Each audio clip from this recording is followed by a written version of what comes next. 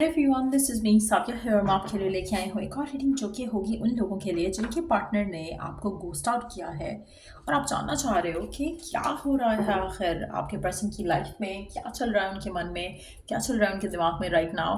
Let's find out. Reading शुरू करने से पहले रिमाइंड करवा दूँ कि ये एक जनरल रीडिंग है, सबके साथ मैच कर भी सकती है और नहीं भी। सो जो मैसेजेस मैच करते हैं उन मैसेजेस को पिक करो और बाकी सबको छोड़ दो। अगर आप पर्सनल रीडिंग्स चाहते हो पेपाल से या इजी पैसे से पेमेंट कर सकते हो। सब कभी रीच आउट करो ताकि आपका भी टाइम वेस्ट नहीं हो और मेरा भी। सो लेट्स सी कि आपके स्पेसिफिक समवन ने आपको घोस्ट आउट किया है तो क्या है सिचुएशन, क्या चल रहा है जो आप नहीं जानते हो। What is going on, what is going on. We do have पहला कार्ड है जो कि है कंप्रोमाइज मेकिंग चेंजेस। मुझे लगता है कि आपके पर्सन अपनी लाइफ में दो चीज़ें जा रहे हैं राइट नाउ।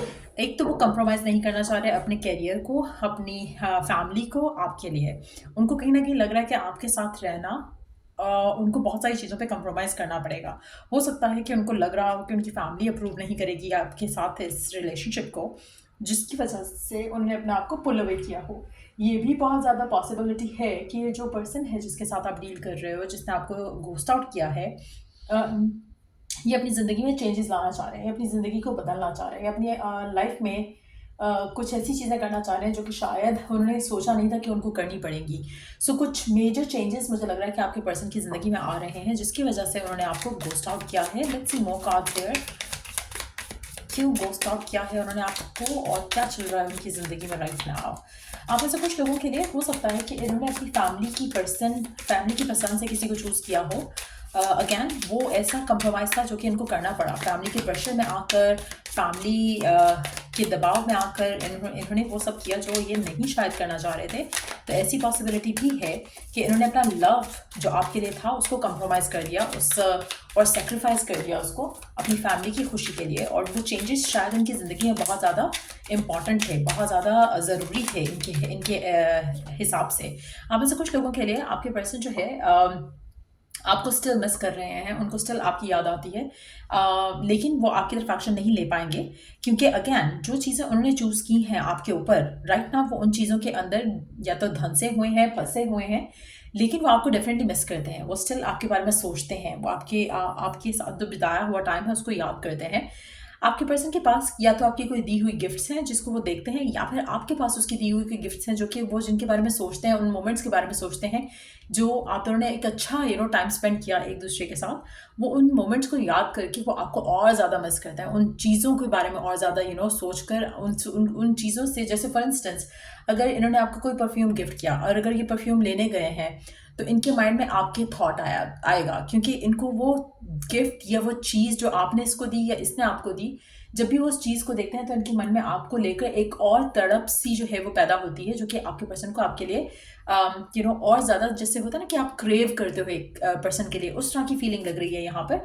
तो वो आपके बारे में सोच कर, आपके साथ जो पास था उसका सोच कर बहुत ज़्यादा आपको मिस करते हैं, बहुत ज़्यादा डिज़ायर करते हैं कि काश ऐसा ना हुआ होता। सो एक विशफुल थॉट रहता है उनके माइंड में आपको लेकर, इस रिलेशनशिप को लेकर। So let's see more cards here. आपको घोस्ट आउट क्यों किया और क्या चाहते हैं अब वो। Let's see.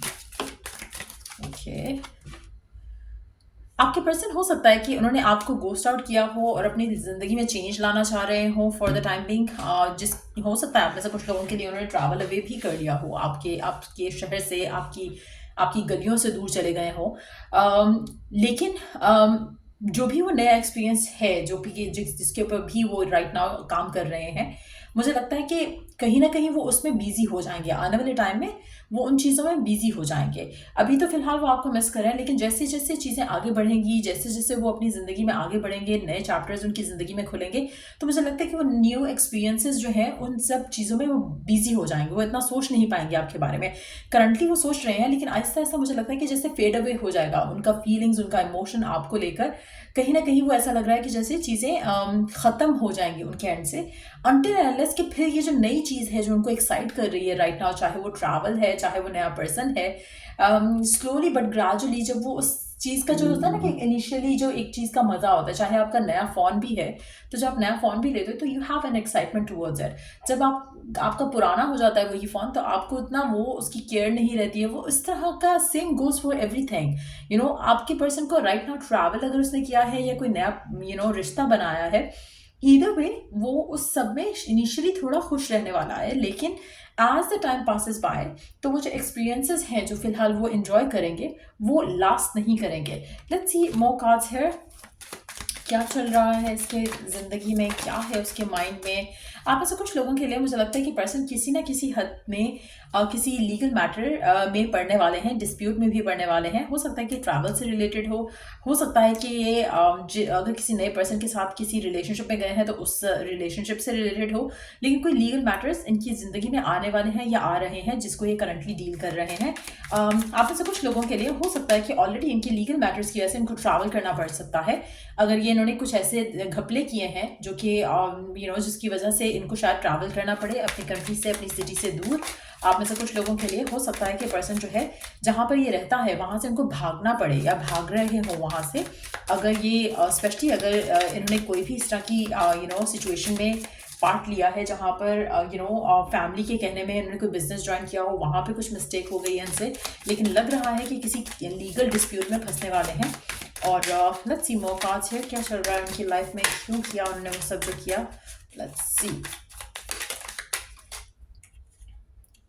मुझे लगता है कि आप में से कुछ लोगों के लिए एक और चीज़ यहाँ पे बहुत ghost disappearing underneath the deck. तो मुझे लगता है कि आप में से कुछ लोगों के लिए हो सकता है कि आपके पर्सन और आपके दरमियान में जो इश्यूज हैं, मुझे लग रहा है कि इशू आप में से मेजॉरिटी लोगों के लिए मुझे लग रहा है कि पर्सन जो है उसको लग रहा था कि आपके साथ होना उसकी ज़िंदगी में पीस नहीं ला सकेगा।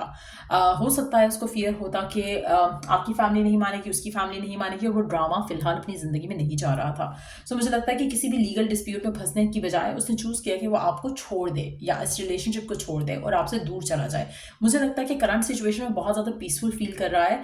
आने वाले टाइम में क्या होता है वी डोंट नो, लेकिन फिलहाल मुझे लगता है कि येस देयर आर टाइम्स जब वो आपको मिस करता है, देयर आर टाइम्स जब वो आपके बारे में सोचता है, पर एट द सेम टाइम अपनी ज़िंदगी में वो फिलहाल अपनी जो नए एक्सपीरियंसेस हो रहे हैं उसकी ज़िंदगी में उन एक्सपीरियंसेस को एंजॉय करना चाह रहे हैं। मेजॉरिटी लोगों के लिए मुझे नहीं लग रहा कि किसी नए पर्सन के साथ गया है। इट सीम्स लाइक कि दे आर अलोन, लेकिन इस लाइफ को वो जी रहे हैं फॉर श्योर।